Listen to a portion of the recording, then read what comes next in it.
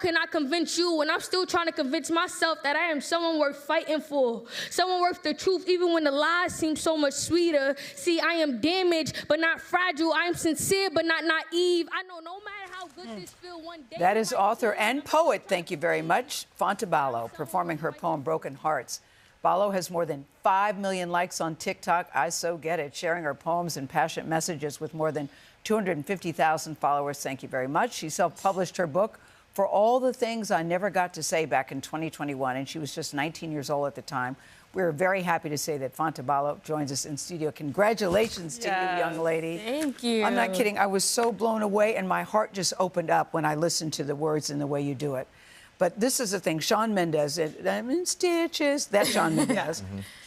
Through his foundation, gave you a grant. What did that mean to you at the time?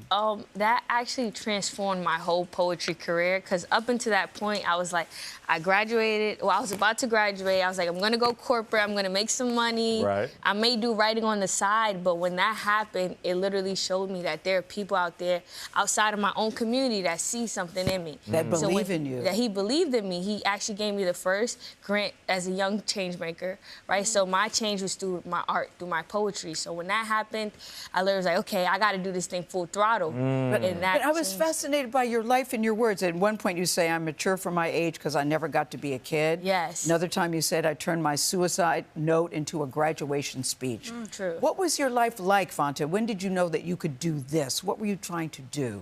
Honestly, at first, I was just trying to live. I was trying to breathe. I was trying to figure out who I was in a world where I felt so suffocated. Growing up in a traditional African household, I had those norms, but then I was the first generation in America, so I had those norms. Growing up being dark-skinned, African, skinny, it was a lot thrown at me at once, and then figuring out who I was at such a young age. So poetry was the only place where I felt free, where I felt seen, where I could be myself unapologetically.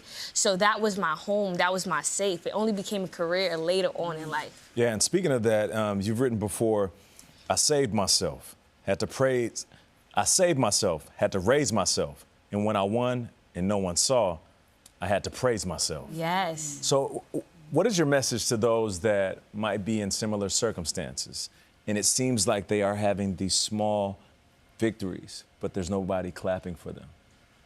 I think that is, once you realize that you have to be your biggest support, you have to be your biggest fan.